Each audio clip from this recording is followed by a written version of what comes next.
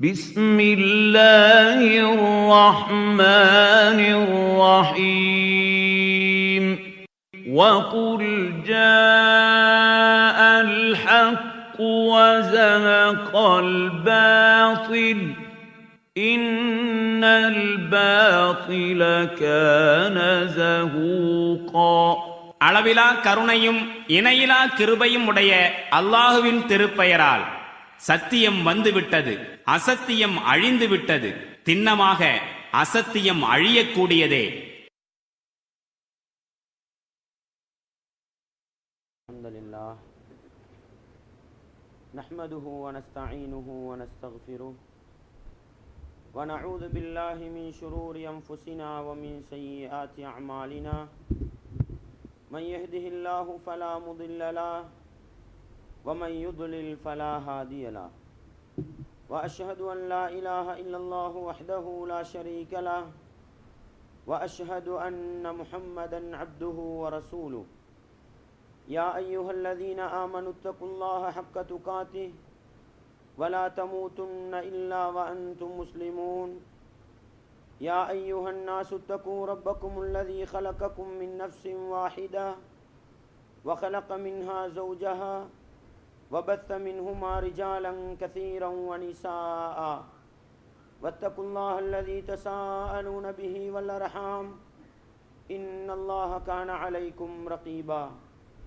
يا أيها الذين آمنوا اتقوا الله وقولوا قولا سديدا يصلح لكم أعمالكم ويغفر لكم ذنوبكم ومن يطع الله ورسوله فقد فاز فوزا عظيما. أما بعد فإن أصدق الحديث كتاب الله وخير الهدي هدي محمد صلى الله عليه وسلم وشر الأمور محدثاتها وكل محدثة بدعة وَكُلَّ بِدْعَةٍ ضَلَالَةٍ وَكُلَّ ضَلَالَةٍ فِي النَّارِ. வார்த்தைகளில் சிறந்தது வல்லவன் ரஹ்மானின் வார்த்தை என்றும், நடைமுறைகளில் சிறந்தது நபிகளார் ஸல்லல்லாஹு அலைஹி வஸல்லம் அவர்களுடைய வாழ்க்கை வழிமுறை என்றும், அவர்களுடைய வாழ்க்கை வழிமுறைகளுக்கு பின்னால் மார்க்கத்தில் புதிதாக புகுத்தப்பட்டவைகள் கருமங்களிலே மிக மோசமானவைகள் பிதஅத்துகள். எல்லா பிதஅத்துகளும் வழிகேடுகள், எல்லா வழிகேடுகளும் மனிதனை நரகத்துக்கு இட்டு செல்லும் என்று சொன்னவனாகி பிரசங்கத்தை ஆரம்பம் செய்கின்றேன். அன்பார்ந்த இஸ்லாமிய சகோதரர்களே, அல்லாஹுவின் நல்லடியார்களே, நாமெல்லாம் ஏற்றிருக்கின்ற மார்க்கம் இஸ்லாமிய மார்க்கம் 5 தூண்களின் மீது கட்டியெழுப்பப்பட்டிருக்கிறது என்பதை நாங்கள் அறிவோம். நபிகளார் ஸல்லல்லாஹு அலைஹி வஸல்லம் அவர்களிடத்தில் ஜிப்ரீல் அலைஹிஸ்ஸலாம் அவர்கள் வருகின்றார்கள்.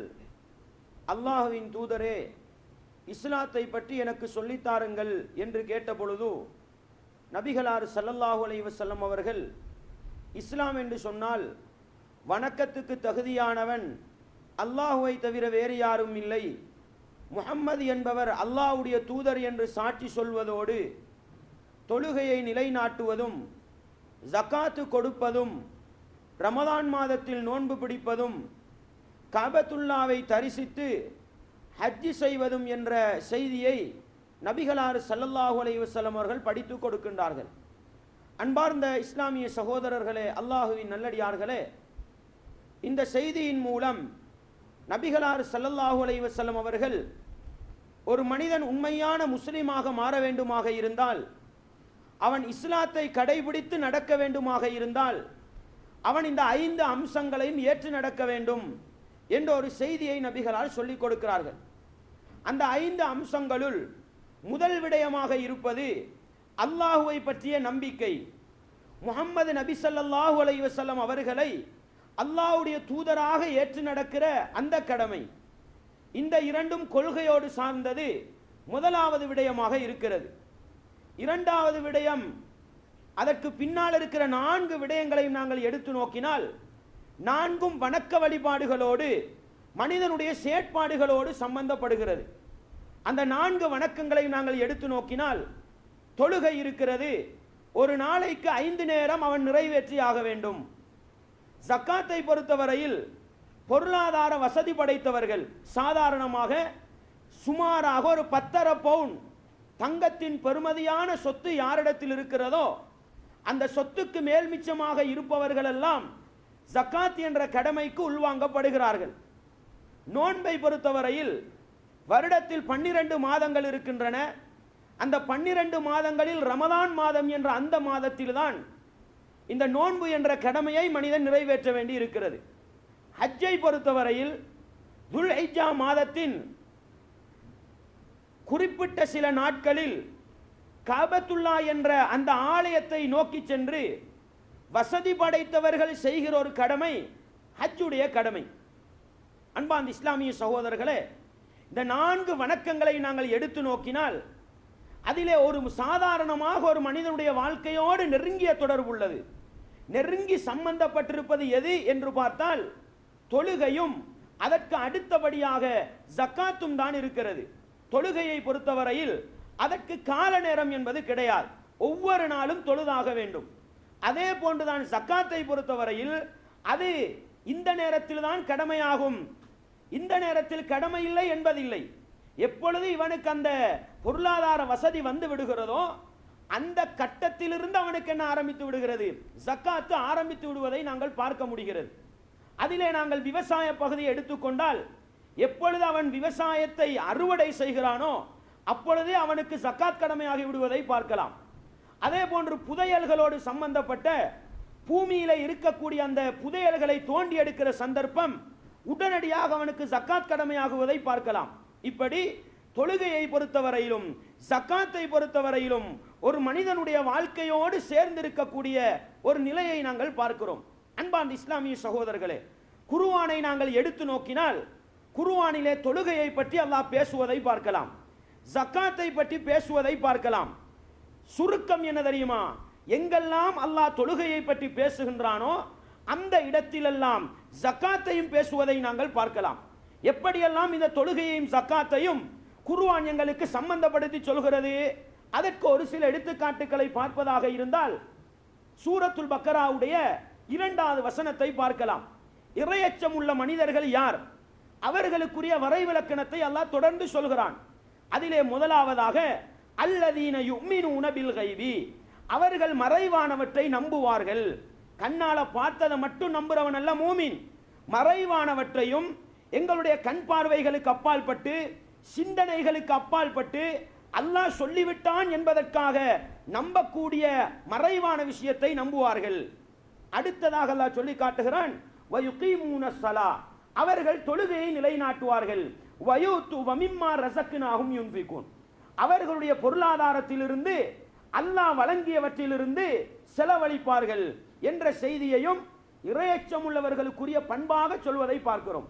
அன்பார்ந்த இஸ்லாமிய சகோதரர்களே, பொதுவாக நீங்கள் பார்க்கலாம், உங்களுக்கு நான் எடுத்து காட்டினேன் இஸ்லாத்துடைய அடிப்படை 5லே 4 வணக்கம். இந்த 4லே 4ம் சொல்லப்பட்டது ஒரு சில ஹதீசுகளில் மாத்திரம்தான் பார்க்க முடியும். ஆனா நிறைய குர்ஆன் வசனங்களில் தொழுகையும் சக்காத்தும் சேர்த்து சொல்லப்பட்டிருப்பதை பார்க்கலாம். அதில் முதல் இடம் வகிப்பதுதான் இறையச்சம் உள்ளவர்களுக்கு அல்லாஹ் சொல்கிற வரைவிலக்கணம், இறையச்சம் உள்ளவர்களுக்கு அல்லாஹ் சொல்கிற பண்பு. அவர்கள் தொழுகையையும் நிறைவேற்ற வேண்டும், அல்லாஹ் அளித்தவற்றிலிருந்து செலவழிக்கவும் வேண்டும். எனவே ஒரு தொழுகையாளியிடத்தில் பொருளாதார வசதி இருந்தால் அவர் எப்படி தொழுகிறாரோ அதுபோன்று ஜக்காத்தையும் நிறைவேற்றுபவராக இருக்க வேண்டும் என்ற செய்தியை அந்த வசனத்திலே பார்க்க முடியும். அதே போன்று சகோதரர்களே, சூரத்துல் மூமினூன் என்ற அத்தியாயத்தில் கது அஃப்லஹல் மூமினூன், மூமீன்கள் வெற்றி பெற்று விட்டார்கள், இறை விசுவாசிகள் வெற்றி அடைந்து விட்டார்கள் என்று சொல்லிவிட்டு மூமீன்களுக்குரிய பண்பு அல்லாஹ் சொல்லி காட்டுகிறான். ஒரு கிட்டத்தட்ட ஒரு 7-8 பண்புகளை அந்த சூராவுடைய ஆரம்ப வசனங்கள் அல்லாஹ் சொல்லி காட்டுகிறான். அதிலே முதலாவது அல்லாஹ் சொல்கிற செய்தி அல்லதீனஹும் ஃபீ ஸலாத்திஹிம் காஷிஊன், அவர்கள் தொழுகையில் பயபக்தியோடு இறையச்சத்தோடு இருப்பார்கள் என்று சொல்லிவிட்டு அடுத்த பண்புக்கு அடுத்த பண்பு அல்லாஹ் என்ன சொல்கிறான், வல்லதீனஹும் லிஸ்ஸகாத்தி ஃபாயிலூன், அவர்கள் ஜக்காத்தை நிறைவேற்றுபவர்களாக இருப்பார்கள். அன்பார்ந்த இஸ்லாமிய சகோதரர்களே, அதிலே பல பண்புகள் சொல்லப்பட்டிருந்தாலும் தொழுகையோடு சேர்த்து சொல்லப்பட்டிருக்கிற பண்பாக ஜக்காத் இருப்பதை பார்க்க முடிகிறது. எனவே மறுமை வெற்றியை எதிர்பார்த்து வாழுகிற ஒரு முஸ்லிம், ஒரு மூமின் தொழுகையை நிறைவேற்றுகிறான், ஜக்காத்து கடமையான நிலையில் அவன் ஜக்காத்தை நிறைவேற்றவில்லை என்றால் அவன் பூரண மூமின் என்ற அந்தஸ்துக்கு வர முடியாது என்பதை பார்க்க முடிகிறது. எனவே தொழுகையை எப்படி ஒரு மனிதன் கவனித்து அதிலே கவனமாக இருக்கிறானோ அதே போன்று ஜக்காத்துடைய விடயத்திலும் ஒரு மூமின் கவனமாக இருக்க வேண்டும் என்பதை அந்த வசனத்தினூடாகவும் பார்க்கலாம். அன்பார்ந்த இஸ்லாமிய சகோதரர்களே, அதே போன்று நாங்கள் பார்க்கிறோம், இந்த பள்ளியை நிர்வகிக்கிறத பற்றி அல்லாஹ் குர்ஆன்ல பேசுறான். பள்ளியை நிர்வகிக்கக்கூடிய நேரத்தில் இந்த பிரதானமாக இந்த 4 வணக்கம், தொழுகை, ஜக்காத்து, நோன்பு, ஹஜ்ஜி, ஒரு முஸ்லிமை அடையாளப்படுத்துகிற வணக்கம். இந்த 4 வணக்கங்கள்ல பள்ளியை நிர்வகிக்கிற நிர்வாகிகளுக்குள்ள பண்பாக சொல்கிற பொழுது கூட அல்லாஹ் எதை சொல்கிறான் தெரியுமா? தொழுகையையும் ஜக்காத்தையும் சொல்வதை பார்க்க முடியும். இன்னமா யஅமுரு மசாஜிதல்லாஹி மன் ஆமன பில்லாஹி வல் யௌமில் ஆகிர் வ அகாமஸ் ஸலாத்த வ ஆத்தஸ் ஸகாத்த வ லம் யக்ஷ இல்லல்லாஹ். அல்லாஹ் சொல்லி காட்டுகிறான், பள்ளியை நிர்வகிப்பதற்கு தகுதியானவர்கள் யார்? அல்லாஹுவை நம்பி மறுமையை நம்பி வாழ்வதோடு தொழுகையை நிலைநாட்டி ஜக்காத்து கொடுக்க வேண்டும். அன்பார்ந்த இஸ்லாமிய சகோதரர்களே, இந்த இடத்துல நம்ம தவறாக விளங்கிக் கொள்ளக்கூடாது. ஜக்காத்து கொடுக்கிறவர் தான் பள்ளி நிர்வாகத்துக்கு தகுதியானவர் என்பதல்ல. பள்ளி நிர்வாகத்தில் இருக்கக்கூடிய ஒருத்தர் ஜக்காத்து கடமையான நிலையில இருந்தா ஏழைகளை எல்லாம் பள்ளி நிர்வாகத்துக்கு போடக்கூடாதுன்னு சொல்லுவாங்க. அப்படி அல்ல. ஒருவர் ஜக்காத்து கடமையான நிலையில் இருந்து அவர் பள்ளி நிர்வாகத்தில் இருந்தால் அவர் ஜக்காத்து கொடுத்தாதான் நிர்வகிக்க தகுதி. ஜக்காத்து கொடுக்கிறவரா இல்லையா அவர் நிர்வாகத்துக்கு தகுதி இல்லை என்கிற அளவுக்கு தொழுகையோடு அல்லாஹ் சேர்த்து சொல்கிறான். அல்லாஹுவை நம்பி மறுமையை நம்பி அகாமஸ் ஸலா, தொழுகையை நிலைநாட்டி வஆத்தஸ் ஸகா, அவர் ஜக்காத்து கொடுப்பவராக இருப்பதோடு வலம் யக்ஷ இல்லல்லாஹ், அல்லாஹ்வை தவிர வேறு யாருக்கும் அவர் பயப்பட மாட்டார். இப்படிப்பட்டவர்கள் தான் பள்ளியை நிர்வகிப்பதற்கு தகுதியானவர்கள் என்ற அந்த பண்பை சொல்கிற பொழுதும் தொழுகையோடு ஜக்காத்தை சொல்வதை பார்க்கலாம். அன்பார்ந்த இஸ்லாமிய சகோதரர்களே, இந்த வசனங்கள் எல்லாம் எங்களுக்கு எதை எடுத்து காட்டுகிறது என்று சொன்னால், தொழுகையோடு ஜக்காத்து பின்னி பிணைந்து இருக்கிறது. தொழுகிற ஒரு முஸ்லிம் ஜக்காத்து கடமையான நிலையில் அவன் ஜக்காத்தை நிறைவேற்றவில்லை என்று சொன்னால் அவன் இரையச்சம் உள்ளவன் என்ற பட்டியலில் இருந்தும் வெளியேறலாம், மறுமை வெற்றிக்கு தகுதியான மூமின் என்ற பட்டியலிலிருந்தும் வெளியேறலாம். சாதாரணமாக எங்களோட நடைமுறையில பள்ளியை நிர்வகிப்பதற்கும் தகுதியற்றவர் என்ற பட்டியலில் அவர் வந்துவிடலாம் என்பதை நாங்கள் பார்க்க முடிகிறது. அன்பார்ந்த இஸ்லாமிய சகோதரர்களே, அதே போன்று எங்களுக்கு முன்னால் வாழ்ந்த சமூகம் யூத நசாரா சமூகம். அந்த யூத நசாரா சமூகத்தை பற்றி அல்லாஹ் அல் குர்ஆன்ல சொல்கிற பொழுது எப்படி சொல்லி காட்டுகிறான் தெரியுமா? வமா உமிரு இல்லா லியஅபுதுல்லாஹ முக்லிஸீன லஹுத்தீன். அவர்களுக்கு ஏவப்பட்டது என்ன தெரியுமா? அல்லாஹ்வை மாத்திரம் வணங்க வேண்டும், தூய்மையான முறையில் இஹ்லாஸோடு அல்லாஹ்வை மாத்திரம் வணங்க வேண்டும் என்பது அவர்களுக்கு கட்டளையிடப்பட்டது என்று சொல்லிவிட்டு வயுகீமுஸ் ஸலா வயூதுஸ் ஸகா, அவர்கள் தொழுகையை நிலைநாட்ட வேண்டும், ஜக்காத்து கொடுக்க வேண்டும் என்றும் அவர்களுக்கு ஏவப்பட்டிருந்தது. வதாலிக தீனுல் கையிமா, அதுதான் நேர்த்தியான மார்க்கம் என்று அல்லாஹ் அந்த இடத்திலும் எங்களுக்கு முன்னால் வாழ்ந்த சமூகம் யூத சமூகத்துக்கும் தொழுகையும் ஜக்காத்தும் சேர்த்து கொடுக்கப்பட்டிருந்தது என்பதை பார்க்க முடிகிறது. அன்பார்ந்த இஸ்லாமிய சகோதரர்களே, நோன்பு கடமை அவர்களுக்கும் இருந்தது. ஆனாலும் நோன்பு அல்லாஹ் எல்லா இடத்திலையும் சேர்த்து சொல்லல. ஜக்காத்தை பொறுத்தவரையில் எங்கெல்லாம் தொழுகையை பேசுகின்றானோ, எந்த பண்புகளுக்கெல்லாம் தொழுகையை பண்பாக சொல்கிறானோ அந்த இடத்திலெல்லாம் ஜக்காத்தையும் தொட்டு காட்டுவதை ஒரு சிறப்பம்சமாக, ஜக்காத்தையும் தொழுகையும் பிரிக்க முடியாது என்கின்ற அளவுக்குள்ள ஒரு வணக்கம் என்பதை நானும் நீங்களும் புரிந்து கொள்ள வேண்டும். அன்பார்ந்த இஸ்லாமிய சகோதரர்களே, குர்ஆன்ல நாங்கள் அப்படியே தேடி பார்த்தா கிட்டத்தட்ட 28 இடங்கள்ல 28 இடங்கள்ல தொழுகையையும் ஜக்காத்தையும் சேர்த்து சொல்வதையே பார்க்கலாம். ஒரே வசனத்துளுக்கு 27 இடங்கள்ல ஒரே வசனம், அந்த வசனத்துளுக்கு தொழுகை ஜக்காத்து இரண்டையும் சேர்த்து சொல்லப்பட்டிருப்பதை 27 இடங்கள்லையும் ஒரு இடத்துல ரெண்டையும் பிரிச்சு சொல்லியிருப்பதையும் பார்க்கலாம். அந்த அளவுக்கு தொழுகையோடு ஜக்காத் என்ன இஸ்லாம் சேர்த்து சொல்லி இருக்குதுன்றதை நானும் நீங்களும் விளங்கிக் கொள்ளணும். இப்படி குர்ஆனை பார்த்துட்டு ஹதீஸுக்கு நாங்க போய் பார்ப்போம். ஹதீஸ்ல இந்த ரெண்டும் எந்த அளவுக்கு சேர்க்கப்பட்டிருக்குது நீங்க நல்லா விளங்குங்க. இஸ்லாத்துல 4 வணக்கத்தோடு சம்பந்தப்பட்ட கடமை இருக்குதுன்னு பார்த்தோம். அதுல தொழுகையும் நோன்பும் சேர்க்கப்பட்டிருப்பது மிக மிக மிக மிக குறைவு. தொழுகையும் ஹஜ்ஜும் சேர்க்கப்பட்டிருப்பது இல்லை என்று சொல்கிற அளவுக்கு குறைவு. அன்பார்ந்த இஸ்லாமிய சகோதரர்களே, தொழுகையையும் ஜக்காத்தையும் பொறுத்தவரையில ஒரு சில ஹதீசுகளை பாருங்க. ஜரீர் இப்னு அப்துல்லா ரலியல்லாஹு அவர்கள் இஸ்லாத்துக்கு வராங்க. ரசூலுல்லாஹ் கிட்ட ஒரு வளமை இருந்தது, இஸ்லாத்துக்கு வாரவங்கட கையை பிடிச்சி ஒரு சில உறுதிமொழி வாங்குவாங்க. ஒவ்வொருத்தர்கிட்ட ஒவ்வொரு மாதிரி வாங்குவாங்க. சிலருக்கிட்ட நீங்க களவெடுக்க கூடாது, நீங்க விபச்சாரம் செய்யக்கூடாது, இது போல சிலருக்கிட்ட நீங்க தொழணும், சிலருக்கிட்ட அப்படி ஒவ்வொரு மாதிரி எடுப்பாங்க. ஜரீர் இப்னு அப்துல்லா ரதியல்லாஹு அன்ஹு அவர்கள்ட்ட நபிகளார் எப்படி பையத்து வாங்குறாங்க தெரியுமா? ஜரீர் இப்னு அப்துல்லா ரதியல்லாஹு சொல்றாங்க, பாயத்துன் நபிய ஸல்லல்லாஹு அலைஹி வஸல்லம், நான் இஸ்லாத்துக்கு வரும் பொழுது நபிகளார்ட்ட பையத்து செய்தேன், உறுதிமொழி அளித்தேன். எதற்கு தெரியுமா? தொழுகையை நிலைநாட்டுவதற்கும், ஜகாத்து கொடுப்பதற்கும், முஸ்லிம்களுக்கு நல்லதையே நினைப்பதற்கும் நான் பையத்து செய்தேன்னு சொல்றாங்க. அன்பார்ந்த இஸ்லாமிய சகோதரர்களே, பாருங்கள், தொழுகையோடு சேர்த்து ஜகாத்தையும் இணைத்து பையத்து வாங்கி இருப்பதை பார்க்கலாம். எனவே நபிகளாருடைய பையத்துடைய அம்சங்களில் தொழுகைக்கு எந்த அளவு கவனிப்பு கொடுக்கப்பட்டதோ அதே போன்று ஜகாத்துக்கும் கொடுக்கப்பட்டது என்பதை பார்க்க முடிகிறது. அன்பார்ந்த இஸ்லாமிய சகோதரர்களே, அதே போன்று பார்க்கலாம், ரசூலுல்லாஹி ஸல்லல்லாஹு அலைஹி வஸல்லம் அவர்கள் முஆத் ரலியல்லாஹு அன்ஹு அவர்களை யமன் பிரதேசத்துக்கு என்ன செய்றாங்க? தஅவாவுக்காக அனுப்புறாங்க.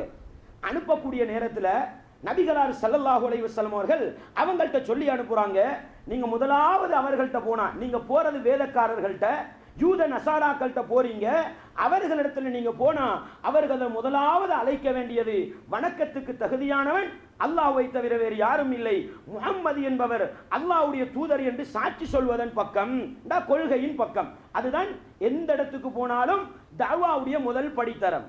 ஈமான் இத்திபாவுர் ரசூல், ஈமானின் பக்கம் அழைக்க வேண்டும், நபிகளாரை பின்பற்றுவதன் பக்கம் அழைக்க வேண்டும். இது முதல். அடுத்த கட்டம் ரசூல் எதை தெரியுமா சொல்றாங்க? அவர்கள் அந்த ஈமானை ஏற்றுக்கொண்டால், அந்த அடிப்படையை ஏற்றுக்கொண்டால், ஃபஅலிமுஹும் அன்னல்லாஹ தஆலா இஃப்தரத அலைஹிம் 5 ஸலவாத்தின் ஃபீ குல்லி யௌமின் வ லைலா. அடுத்த கட்டம் நீங்க அவங்களுக்கு எதை படிச்சு கொடுக்கணும் தெரியுமா? ஒரு நாளைக்கு இரவு பகல்ல 5 நேர தொழுகை அல்லாஹ் என்ன செஞ்சு வச்சிருக்கிறான், கடமையாக்கி வச்சிருக்கிறான்றதை படிச்சு கொடுக்கணும்னு சொல்லி போட்டு, அதற்கும் அவர்கள் உங்களுக்கு கட்டுப்பட்டால், ஒரு நாளைக்கு 5 நேரம் நாங்க தொழுகிறோம் அப்படின்னு அவர்கள் கட்டுப்பட்டால், அடுத்த கட்டம் எதை தெரியுமா சொல்லி கொடுக்கணும்? ஃபஅலிமுஹும் அன்னல்லாஹ இஃப்தரத அலைஹிம் ஸதகதன். அவங்களுக்கு நீங்க அடுத்ததாக சொல்லி கொடுக்க வேண்டிய வேலை, அல்லாஹ் உங்களுடைய பொருளாதாரத்தில் ஜகாத் என்ற ஒரு கடமையை வைத்திருக்கிறான். தூகது மின் அக்னியாஹிம் வ துரத்து அலா ஃபுகராஹிம், வசதி படைத்த செல்வந்தர்களிடமிருந்து எடுத்து ஏழைகளுக்கு விநியோகிக்கப்படும். இப்படிப்பட்ட ஒரு ஜகாத்தை அல்லாஹ் உங்களுடைய பொருளாதாரத்துக்கு கடமையாக்கி இருக்கிறான் என்று அன்பார்ந்த இஸ்லாமிய சகோதரர்களே, தஅவாவுடைய படித்தரத்தில், அழைப்பு பணியின் கட்டங்களில் தொழுகைக்கு அடுத்தபடி ஜகாத்தை வச்சிருக்கிறத பார்க்கலாம். ரசூலுல்லாஹ் நோன்பை பத்தி சொல்ல சொன்னாங்களா? ஹஜ்ஜை பத்தி சொல்ல சொன்னாங்களா? பார்க்க முடியல. அன்பார்ந்த இஸ்லாமிய சகோதரர்களே, என்ன விளங்குது என்று சொன்னா, அந்த அளவுக்கு எந்த கட்டத்திலும் தொழுகையையும் ஜகாத்தையும் என்ன செய்ய முடியாது, பிரித்து நோக்க முடியாதுன்றதை நானும் நீங்களும் விளங்கிக் கொள்ள வேண்டும். அன்பார்ந்த இஸ்லாமிய சகோதரர்களே, அதே போன்று பாருங்க, ரசூலுல்லாஹி ஸல்லல்லாஹு அலைஹி வஸல்லம் இடத்துல ஒரு நபித்தோழர் வாரார். அல்லாஹ்வின் தூதரே, இஸ்லாத்தை பத்தி சொல்லித்தாங்க அப்படின்னு கேட்கும் பொழுது ரசூலுல்லாஹ் சொல்றாங்க, இரவு பகல் அந்த நேரங்கள்ல 5 நேர தொழுகை இருக்குதுன்றாங்க. அவர் திருப்பி கேட்கிறாரு, அதை விட வேற இருக்குதா? இல்ல, விரும்பினா சுன்னத்து தொழுது கொள்ளலாம். அப்ப நான் அதை செஞ்சு கொள்கிறேன். திருப்பி ரமலான் மாசத்துல பிடிக்கிற நோன்பை பத்தி கேட்கிறாரு. ரசூலுல்லாஹ் நோன்பு ரமலான் மாசத்துல கடமைன்றாங்க. வேற கடமை இருக்குதா? விரும்பினா சுன்னத்து பிடிச்சு கொள்ளலாம். அப்ப நான் அந்த நோன்பையும் நிறைவேற்றுகிறேன்.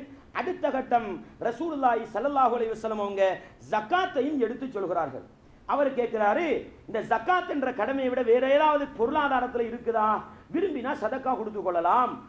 அவர் என்ன சொல்றாருன்னு சொன்னா, இந்த கடமைகளை மாத்திரம் நான் செஞ்சுட்டு போயிருவேன் அப்படின்னு சொல்ல திரும்பி போகும் பொழுது நபிகளார் சொல்றாங்க, அஃப்லஹ இன் சதக, அவர் உண்மையாளராக இருந்தா, கடமையை மட்டும் நிறைவேற்ற வேண்டும் சொன்னார் தானே, தொழுகை, நோன்பு, ஜகாத்து, இந்த மூணையும் நிறைவேற்றுவதில் அவர் உண்மையாளராக இருந்தா அவர் மறுமையில வெற்றி பெறுவார் என்ன செய்றாங்க ரசூலுல்லாஹி ஸல்லல்லாஹு அலைஹி சொல்றாங்க. புகாரி முஸ்லிம்ல ஹதீஸ் பதிவு செய்யப்பட்டிருக்குது. இந்த ஹதீஸ்ல நோன்பும் சேர்க்கப்பட்டிருக்குது. ஆனா பிரதானம் என்ன?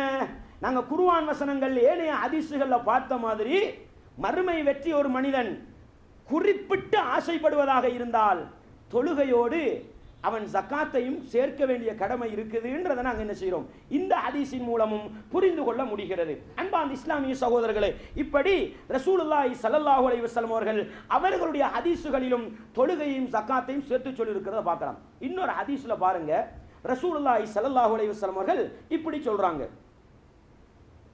உமிர்து அன் உகாத்திலன் நாஸ ஹத்தா யஷ்ஹது அன் லா இலாஹ இல்லல்லாஹ் வ அன்னி ரசூலுல்லாஹ்.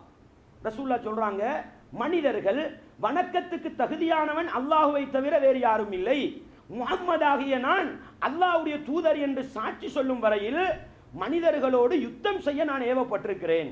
இப்ப நபிகளாரும் மனிதர்களோட யுத்தம் செய்யறேன்டா எது வரைக்கும் யுத்தம் செய்வாங்க தெரியுமா? வணக்கத்துக்கு தகுதியானவன் அல்லாஹ்வை தவிர வேறு யாரும் இல்லை, முஹம்மது அல்லாஹ்வுடைய தூதர் என்று ஏற்றுக்கொண்டா அதை மீறி ரசூல்லா என்ன செய்யக்கூடாது? ரசூல்லாவும் சரி முஸ்லீம்களும் சரி யுத்தம் செய்யக்கூடாது. அல்லாஹ்வை ஏற்றுக்கொண்டு அல்லாஹ்வுடைய தூதரையும் ஏற்றுக்கொண்டால். இதை சொல்லும் பொழுது ரசூலுல்லாஹ் அடுத்த 2 கட்டம் எதை தெரியுமா சொல்றாங்க?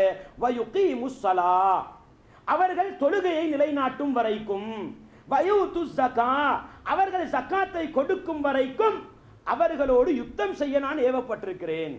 அன்பார்ந்த இஸ்லாமிய சகோதரர்களே, அல்லாஹ்வை ஏற்றுக்கொள்கிறார், அல்லாஹ்வுடைய தூதரை ஏற்றுக்கொள்கிறார், தொழாவிட்டால் அவரோடு யுத்தம் செய்ய வேண்டும். அல்லாஹ்வை ஏற்றுக்கொள்கிறார், அல்லாஹ்வுடைய தூதரை ஏற்றுக்கொள்கிறார், தொழவும் செய்கிறார், ஜகாத்து கொடுக்காவிட்டாலும் யுத்தம் செய்ய வேண்டும். அன்பார்ந்த இஸ்லாமிய சகோதரர்களே, அப்படின்னா என்ன தெரியுமா அர்த்தம்? உண்மையான முஸ்லிம் யுத்தம் வாளேந்து யுத்தம் செய்யக்கூடாத அளவுக்குள்ள முஸ்லிம் இருக்கிறார் தானே, அந்த பட்டியலில் சேர வேண்டுமா? அல்லாஹுவையும் அல்லாஹ்வுடைய தூதரையும் ஏற்றிருப்பதோடு தொழுகையை நிலைநாட்டி ஜக்காத்தும் கொடுப்பவராக இருக்க வேண்டும். அன்பார்ந்த இஸ்லாமிய சகோதரர்களே, நபிகளார் சொல்லிவிட்டு சொன்னார்கள், ஃபைதா ஃபஅலு ஸாலிக, இந்த வேலையை அவர்கள் செய்தார். இந்த வேலை அல்லாஹ்வையும் அல்லாஹ்வுடைய தூதரையும் ஏற்று தொழுகையை நிலைநாட்டி ஜக்காத்தும் கொடுத்து விட்டால் அஸமு மின்னி திமாஅஹும் வ அம்வாலஹும், அவங்க அவர்களுடைய பொருளாதாரத்தையும் அவர்களுடைய இரத்தத்தையும் என்னை விட்டும் பாதுகாத்துக் கொள்வார்கள். அன்பார்ந்த இஸ்லாமிய சகோதரர்களே, எனவே ஒரு முஸ்லிம் ஜக்காத்து கொடுக்கும் வரையில ஒரு இஸ்லாமிய ஆட்சியாளருக்கு அவரோட யுத்தத்துக்கு போறது கேளாது. அவர் தொழுகிறாரு, ஜக்காத்து கொடுக்க மாட்டேன் என்று சொன்னால் அவரோடு என்ன செய்ய வேண்டும்? ஒரு இஸ்லாமிய ஆட்சியாளர், இஸ்லாமிய தலைவர் யுத்தம் செய்ய வேண்டும் என்கின்ற அளவுக்கு ஈமானோடு நபிகளாரை ஏற்றுக்கொள்வதோடு தொழுகையோடு ஜக்காத்தும் சேர்த்து வைக்கப்பட்டிருப்பதை நானும் நீங்களும் பார்க்க முடிகிறது. அன்பார்ந்த இஸ்லாமிய சகோதரர்களே, இந்த ஹதீஸ் இருக்குத்தானே, இந்த ஹதீஸ் தான் அபூபக்கர் ரலியல்லாஹு அன்ஹுடைய ஆட்சி காலத்திலே ஜக்காத்தை மறுத்தவர்களோடு யுத்தம் செய்ய தூண்டியது. உங்களுக்கு தெரியும், ரசூலுல்லாஹி ஸல்லல்லாஹு அலைஹி வஸல்லம் காலத்துல இந்த தொழுகைக்கு எந்த அளவு இடம் இருந்தது தெரியுமா? நபிகளார் சொன்னார்கள், அல் அஹ்துல்லதி பைனனா வ பைனஹுமுஸ் ஸலா, காஃபிர்களுக்கும் இடையில் உள்ள வித்தியாசம் தொழுகை. ஃபமன் தரக்கா ஃபக்கது கவர, யார் அந்த தொழுகையை விட்டு விடுகிறானோ அவன் காஃபிராகி விட்டான்னு ரசூலுல்லாஹ் சொல்றாங்க. தொழுகைக்கு என்ன மதிப்புண்டு பாருங்க. முஸ்லிம்ல வர ஹதீஸ், இன்ன பைனர் ரஜுலி வஷ்ஷிர்கி அவில் குஃப்ரி தர்க்கு ஸலா என்று சொன்னார்கள். ஒரு முஸ்லிமான மனிதனுக்கும் ஷிர்க் குஃப்ர் என்ற அந்த அநியாயங்களுக்கும் இடையில் உள்ள வித்தியாசம் தொழுகையை விடுவது என்று சொன்னார்கள். தொழுதா முஸ்லிம், தொழலாட்டி காஃபிர் என்ற அளவுக்கு தான் இஸ்லாம் தொழுகையை வைத்திருக்கிறது. நீங்க ஜகாத் எடுத்து பாருங்க, அதே ஸ்டேஜில் வச்சுதான் இஸ்லாம் நோக்கி இருக்கிறது. எப்படி? அபூபக்கருடைய ஆட்சி காலம், ரசூலுல்லாஹ் மௌத்தா போய் அபூபக்கருடைய ஆட்சி காலம் வந்தவுடனே ஒரு சாரார் என்ன செய்யறாங்க? நபிகளார் உயிரோடு இருக்கும் பொழுது நாங்க ஜக்காத்து கொடுத்தோம், நபிகளார் மௌத்தா போயிட்டாங்க, எங்களுக்கு ஜக்காத்து கடமை இல்லை. ஏன்? குர்ஆன் வசனம் நேரடியாக சொல்கிறது, குத் மின் அம்வாலிஹிம், நபியே நீங்கள் அவர்களுடைய பொருளாதாரத்திலிருந்து நீங்க ஜக்காத்தை எடுங்க. அந்த வசனம் நேரடியா நபிகளாரோட சம்பந்தப்படுறத பாக்குறாங்க. பார்த்து போட்டு நபிகளார் மௌத்தா போயிட்டாங்களா, ஜக்காத்து கடமை இல்லைன்னு முடிவெடுக்கிறாங்க. அபூபக்கர் ரலியல்லாஹு அன்ஹு அவர்கள் என்ன சொல்றாங்க தெரியுமா? அவர்கள் சொல்கிறார்கள், யாரெல்லாம் ஜக்காத்து தர மறுக்கிறார்களோ அவர்களோடு நான் யுத்தம் செய்ய போகிறேன். உமர் ரலியல்லாஹு அன்ஹு வாராங்க, அபூபக்கர் ரலியல்லாஹு போய் கேட்கிறாங்க, அபூபக்கர் அவர்களே நீங்க எப்படி ஜக்காத்தை தரவில்லை என்பதற்காக யுத்தம் செய்வீர்கள்? ஏன் தெரியுமா? நபிகளார் சொன்னாங்க, அல்லாஹுவையும் அல்லாஹ்வுடைய தூதரையும் ஏற்றுக்கொண்டால், நான் நேரத்தோட சொன்ன ஹதீஸ்ல அரவாசி பகுதியை சொல்றாங்க, அல்லாஹுவையும் அல்லாஹ்வுடைய தூதரையும் ஏற்றுக்கொண்டால் அவர் தன்னுடைய இரத்தத்தையும் தன்னுடைய பொருளாதாரத்தையும் பாதுகாத்துக் கொண்டார் நபிகளார் சொன்னாங்களே. அப்படி இருக்கும் பொழுது நீங்க எப்படி ஜக்காத்து தரலன்றதுக்காக யுத்தம் செய்ய போறீங்க என்று கேட்கிறாங்க. அப்பொழுது அபூபக்கர் ரலியல்லாஹு அன்ஹு அவர்கள் சொல்கிறார்கள், அவங்க சொன்ன வார்த்தையை பாருங்க. அவர்கள் சொன்னார்கள், வல்லாஹி லவ் காத்திலன்ன மன் ஃபர்ரக பைன ஸலாத்தி வ ஸகாத்தி, தொழுகைக்கும் ஜக்காத்துக்கும் இடையில் யாராவது பிரித்து நோக்கினால் அவர்களோடு நான் யுத்தம் செய்வேன். நாங்கள் இவ்வளவு நேரம் குர்ஆன் வசனங்களையும் ஹதீசுகளையும் பார்த்தோம் தானே. தொழுகையையும் ஜக்காத்தையும் பிரித்து நோக்க முடியாது. அபூபக்கர் ரலியல்லாஹு அன்ஹு சொல்றாங்க, யாராவது ஒருத்தர் தொழுகையை விட்டுவிட்டு ஜக்காத்தை பிரித்தால், ஜக்காத்தை விட்டுவிட்டு தொழுகையை பிரித்தால் அவரோடு நான் யுத்தம் செய்வேன் சொல்லி போட்டு அவங்க சொல்றாங்க, தொழுகை என்பது அல்லாஹ்வுக்கு செய்ய வேண்டிய கடமை மாதிரி. ஃபஇன்ன ஸகாத்த ஹக்குல் மால், ஜகாத் என்பது பொருளாதாரத்துக்குள்ள கடமை. அந்த ரெண்டையும் என்ன செய்ய இயலாது, பிரிக்க முடியாது. நபிகளாருடைய காலத்தில் ஜகாத்தாக கொடுக்கப்பட்ட ஒரு ஒட்டகத்திர மூக்கணாங் கயிறு இருக்குத்தானே, கடிவாளம், அதை தர மறுத்தாலும் அவரோடு நான் யுத்தம் செய்வேன் என்று யுத்த பிரகடனம் செய்தார்கள்.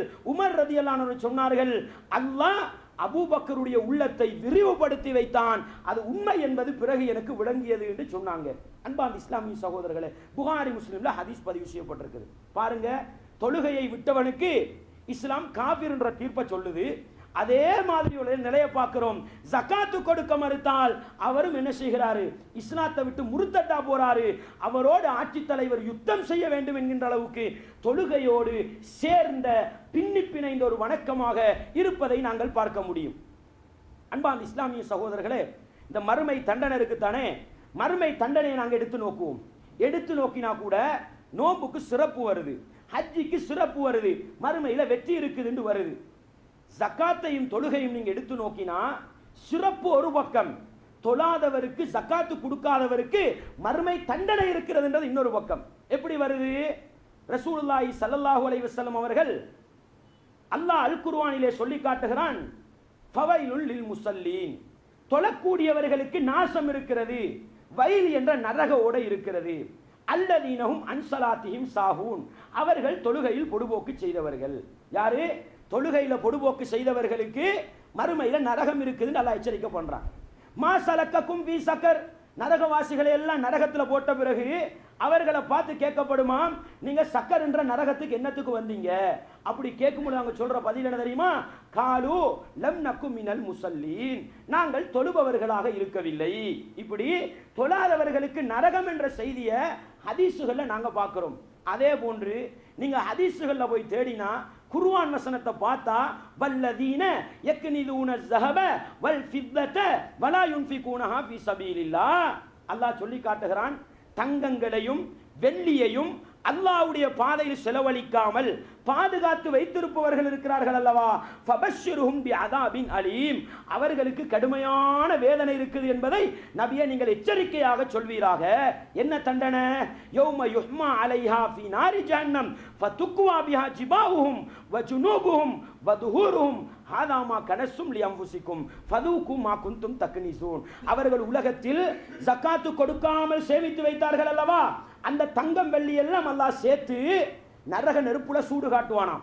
நரக நெருப்புல சூடு காட்டி முதுகு பகுதிக்கும் விலா பகுதிக்கும் முகப்பகுதிக்கும் அதுல ஒத்தனம் கொடுக்கப்படுமாம். சூடு காட்டி காட்டி சொல்லப்படுமாம், இதுதான் நீ உலகத்துல சேமிச்சு வச்சது, இப்ப ருசி.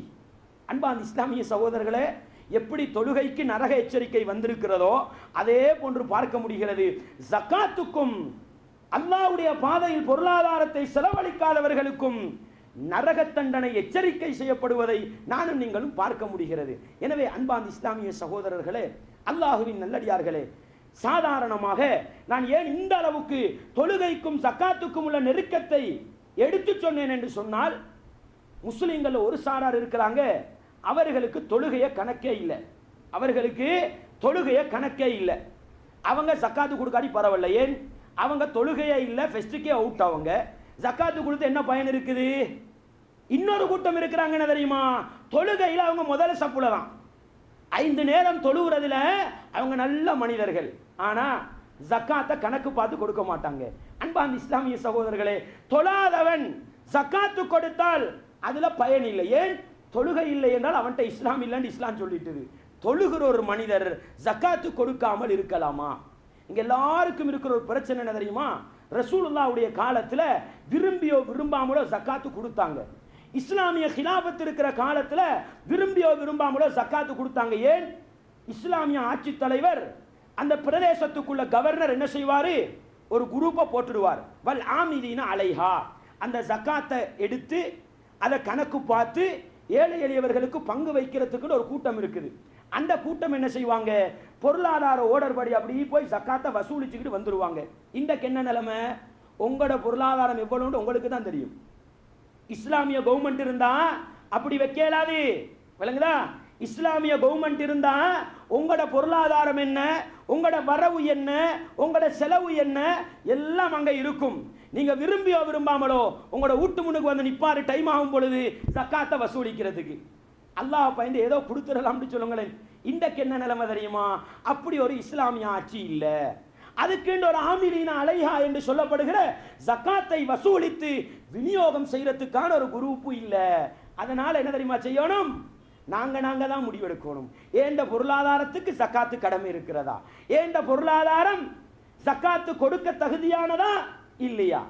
அன்பாந்த இஸ்லாமிய சகோதரர்களே, அதனால தான் அல்லாஹ் சொல்லி காட்டுகிறான், யா அய்யுஹல்லதீன ஆமனு, ஈமான் கொண்ட விசுவாசிகளே, இத்தகுல்லாஹ ஹக்க துகாத்திஹி, நீங்க அல்லாஹ் எப்படி தெரியுமா பயணும், வெளி வேஷத்துக்கு பயந்து போதாது.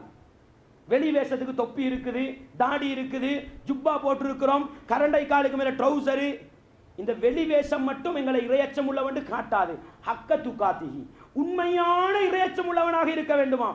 அந்த இரையச்சம் இருந்தா இருக்குத்தானே எங்கட அக்கௌண்ட்டுக்கு 1 லட்சம் வந்துதான் ஜக்காத்து போய் சேரும், எங்கட அக்கௌண்ட்டுக்கு 10 லட்சம் வந்துதான் ஜக்காத்து போய் சேரும். இல்லண்டா நம்ம கணக்கெடுக்கிறதே இல்லை. அன்பாந்த இஸ்லாமிய சகோதரர்களே, அல்லாஹுவை பயந்து கொள்ளுங்கள். நீங்கள் தொழுகிற தொழுகை, நாங்கள் எல்லோரும் செய்கிற வணக்கங்கள் ஏற்றுக்கொள்ளப்பட வேண்டுமா? இந்த ஜக்காத்துன்ற கடமையும் சரியாக போக வேண்டும்.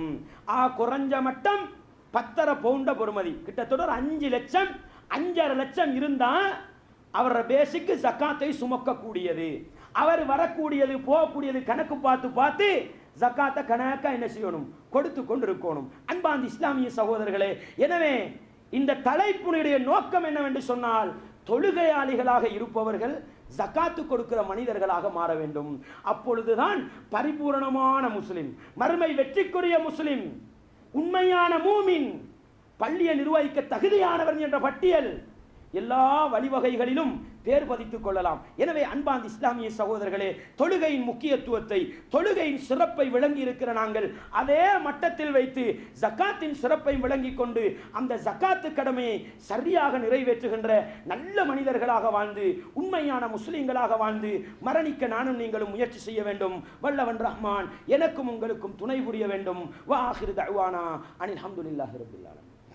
அல்ஹம்துலில்லாஹ் வஸ்ஸலாத்து வஸ்ஸலாமு அலா ரசூலில்லாஹ் வஅலா ஆலி ஹிஸ்பில்லாஹ் அம்மா பஅத். அன்பார்ந்த இஸ்லாமிய சகோதரர்களே, அல்லாஹுவின் நல்லடியார்களே, தொழுகைக்கும் ஜகாத் என்ற வணக்கத்துக்கும் இடையில் இருக்கின்ற இஸ்லாம் வைத்திருக்கின்ற தொடர்புகளை நாங்கள் பார்த்தோம். ஜகாத்து கொடுக்காதவர்களுக்குரிய எச்சரிக்கை செய்திகளை பார்த்தா நிறைய செய்திகள் இருக்குது. அந்த செய்திகளை எல்லாம் இந்த இடத்துல சொல்றதுக்கு நேரம் இடம் கொடுக்காது. அன்பார்ந்த இஸ்லாமிய சகோதரர்களே, ஜகாத்து கொடுக்கக்கூடிய நேரத்தில் இஸ்லாம் அந்த ஜகாத்தின் ஊடாக ஒரு பயன்பாட்டை, ஒரு லாபத்தை எதிர்பார்க்கிறது. என்ன பயன்பாடு என்று சொன்னா, பிச்சைக்காரர்கள் இருக்கிறார்கள் தானே, ஏழை எளியவர்கள் இருக்கிறார்கள் தானே, கை நீட்டி திரிபவர்கள் இருக்கிறார்கள் தானே, அவர்களை சமூகத்திலிருந்து இல்லாமலாக்கணும். இதற்கான முயற்சி தான் ஜகாத்துடைய வெளிப்பாடு. அன்பாந்த இஸ்லாமிய சகோதரர்களே, அதைத்தான் முஆது ரலியல்லாஹு ஹதீஸின் மூலம் நபிகளார் சொல்லிக் கொடுத்தார்கள். வசதி படைத்தவர்களிடத்திலிருந்து எடுக்கப்படும், ஏழைகளுக்கு கொடுக்கப்படும். வசதி படைத்தவன் அந்த வீத கணக்கை எடுத்து வசதி இல்லாதவர்களுக்கு கொடுத்து அவர்களை தன்னிறை உள்ளவர்களாக மாற்ற வேண்டும். இதுதான் ஜகாத்துடைய நோக்கம். அன்பார்ந்த இஸ்லாமிய சகோதரர்களே, இந்த நோக்கம் சரியாக நிறைவேற வேண்டுமா? நாங்கள் கொடுக்கிற ஜகாத்தின் ஊடாக சமூகத்தில் பொருளாதார மாற்றம் வர வேண்டுமா? அதற்கு செய்ய வேண்டிய முக்கியமான வேலை என்ன தெரியுமா? தனிப்பட்ட ரீதியில ஜகாத்து கொடுக்க கூடாது. தனிப்பட்ட ரீதியில ஜகாத்து கொடுத்தா என்ன தெரியுமா நடக்கும்? இஸ்லாம் எந்த பிச்சைக்காரை சமூகத்தை ஒழிக்க விரும்புகிறதோ அந்த சமூகம் வளர ஆரம்பிக்கும். தனிப்பட்ட ரீதியில ஜகாத்து கொடுத்தா அந்த சமூகம் வளர ஆரம்பிக்கும். நீங்க இலங்கையில ஒரு சில பகுதிகளுக்கு நீங்க போனா ரமலானுடைய மாசத்தை பார்ப்பீங்க. பார்த்தா வீடு வாசல் நடைய ரோட் நடுவே பிச்சைக்காரர்கள் தான் இருப்பாங்க. என்ன காரணம் தெரியுமா? இந்த ஹாஜியாரு ஜகாத்து கொடுப்பாராம், படம் எடுக்குது அந்த வீட்டுக்கு. அந்த ஹாஜியாரு ஜகாத்து கொடுப்பாராம், படையெடுக்கிற அந்த வீட்டுக்கு. அன்பார்ந்த இஸ்லாமிய சகோதரர்களே, தனிப்பட்ட ரீதியில் நீங்கள் ஜகாத்து கொடுக்க ஆரம்பித்தால் கை நீட்டி வருபவர்கள் அதிகமாகுவார்கள், தேவையுள்ளவர்கள் குறைய மாட்டார்கள், இன்னும் வருடம் தாண்ட தாண்ட அதிகமாகி கொண்டு போகும். அதுல விளைவு என்ன தெரியுமா? இந்த ரமதான் மாசத்துக்கு இறையச்சத்தை தேடுற மாதம், நோன்பு பிடிக்கிற மாதம், பொறுமையுடைய மாதம், இதே மாதிரி ஒரு விசேட பேர் ஒன்று இருக்கு, என்ன தெரியுமா? பிச்சைக்கார மாதம். இப்படிதானே எல்லா கௌரவமான பேரெல்லாம் வச்சு போட்டு பிச்சைக்கார மாதம் வேற. ஏன்னு நினைக்கிறீங்க? ரமதான் மாதத்துல முறையற்ற ஜகாத்து கொடுப்பதனால வீடு வாசலை தேடி அதிகமானவங்க வந்துகிட்டு இருக்கிறாங்க. இதை ஒழிக்கணுமா? அதுக்கு ஒரே வழி என்ன தெரியுமா? நாங்க கொடுக்கிற ஜகாத்தை தனிப்பட்ட ரீதியில் கொடுக்காமல் ஒரு அமைப்பு ரீதியாக கூட்டாக சேர்ந்து கொடுக்க வேண்டும். அன்பார்ந்த இஸ்லாமிய சகோதரர்களே, ஜகாத்துடைய நோக்கம் கூட கூட்டாக கொடுப்பதுதான். நான் உங்களுக்கு சொன்னேன், வல் ஆமிலீன அலைஹா. ரசூலுல்லாஹ்வுடைய காலத்தில், குலஃபாக்கள் ஆட்சியாளர்களுடைய காலத்தில் அதுக்குன்னு ஒரு அமைப்பு இருப்பாங்க. அவங்க தான் போய் அப்படியே வசூல் பண்ணிக்கிட்டு வந்து அவர்களா பங்கு வச்சு யாருக்கு போய் சேரணும் அவங்களுக்கு கொடுப்பாங்க. இதுதான் அந்த ஜக்காத்தை திட்டமிட்டு செய்கிற முறை. ஆனால் இன்றைக்கு இஸ்லாமிய ஆட்சி இல்லை என்ற அடிப்படையில் ஏதோ சில மனிதர்கள் சமூகத்துக்கு நல்லது செய்ய வேண்டும், குர்ஆன் ஹதீஸை சரியாக ஹயாத்தாக்க வேண்டும் என்ற அடிப்படையில் ஒரு சிலர் சேர்ந்து அவங்க என்ன செய்யறாங்க? ஜக்காத்தை வசூல் பண்ணி யாருக்கு போய் சேரணுமோ அவர்களுக்கு சேர்க்கக்கூடிய ஒரு நிலைமை இருக்குது. அன்பார்ந்த இஸ்லாமிய சகோதரர்களே, சேர்க்கக்கூடியவர்களும் சரி, விநியோகிக்கக்கூடியவர்களும் சரி, அல்லாஹ்வை பயந்து இந்த பொறுப்பை சரியா செய்யணும். ஏன் தெரியுமா?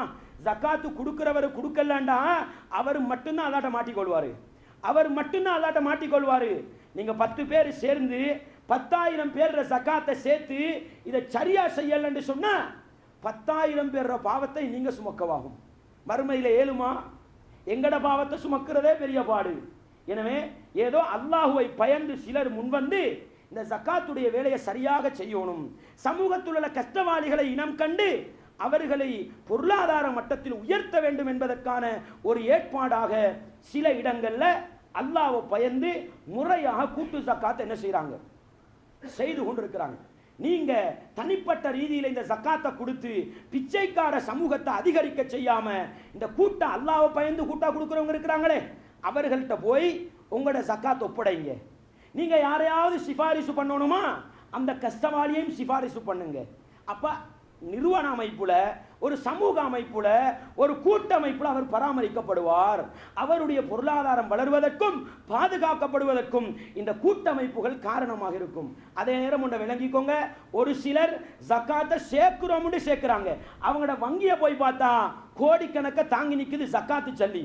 ஆனா ஊர்ல உள்ள பிச்சைக்காரனை பார்த்தா ஜக்காத்து சல்லியை விட கூட இருக்கிறாங்க. காரணம் என்ன தெரியுமா? திட்டமிட்டு சரியாக நிறைவேற்றப்படவில்லை.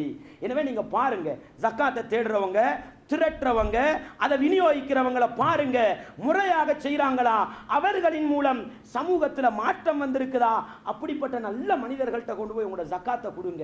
உங்களோட ஜக்காத்தை வச்சு ஒரு மனிதனுடைய எதிர்காலம் பொன்னாகலாம், பாதுகாக்கப்படலாம். எனவே அன்பார்ந்த இஸ்லாமிய சகோதரர்களே, அந்த அடிப்படையில் எங்களுடைய ஜக்காத்து கடமையை நாங்கள் நிறைவேற்ற வேண்டும். அந்த அடிப்படையில் இந்த இந்த ஜும்மா பள்ளியின் ஊடாக அல்லது இந்த ஏசிடிஜே என்ற இந்த அமைப்பின் ஊடாகவும் இந்த ஜக்காத்து சேர்த்து அதை விநியோகிக்கக்கூடிய ஒரு வேலையை செய்கிறாங்க. நீங்களும் என்ன செய்யுங்க? உங்களோட ஜக்காத்தை கொடுக்கறதுக்கு முன்னால பாருங்க, முறையா செய்கிறாங்களா, சரியா செய்கிறாங்களா, தேவை உள்ளவர்களுக்கு கொண்டு போய் கொடுக்குறாங்களா பார்த்து முறையா செய்கிறதாக இருந்தால் அவர்கள்ட்ட கொண்டு போய் உங்களோட ஜக்காத்தை கொடுங்க. நீங்கள் யாராவது ஒரு கஷ்டவாளி அடையாளப்படுத்தி இருக்கிறீங்களா? அவர்களையும் அடையாளப்படுத்தி கொடுங்க. அதனூடாக இந்த ஜக்காத்து கடமையை சரியாக செய்வதற்கு, பயனுள்ளதாக செய்வதற்கு அது வழிவகுக்கும் என்பதையும் என்ன செய்து கொள்ள வேண்டும்? நானும் நீங்களும் விளங்கிக் கொள்ள வேண்டும். எனவே அன்பார்ந்த இஸ்லாமிய சகோதரர்களே, அல்லாஹுவின் நல்லடியார்களே, தொழுகையை படிப்பது போன்று தொழுகையை கூட்டாக செய்ய வேண்டும், ஜமாத்தாக செய்ய வேண்டும் என்று படிப்பது போன்று என்ன செய்வோம்? இந்த ஜக்காத்து கடமையையும் கூட்டாக அமைப்பாக செய்து சரியான பயன்பாட்டை அடைந்து கொண்டு எங்களுடைய கடமையை முறையாக சரியாக நிறைவேற்றுகிற கூட்டத்தில் நானும் நீங்களும் பேர் பதித்துக் கொள்ள முயற்சி செய்ய வேண்டும். வல்லவன் ரஹ்மான் எனக்கும் உங்களுக்கும் உண்மையான முஸ்லீமாக வாழ்ந்து உண்மையான முஸ்லீமாக மரணிக்கிற வாக்கியத்தை தந்தருள வேண்டும். வஆகிரு தஅவானா அனில் ஹம்துலில்லாஹி ரப்பில் ஆலமீன்.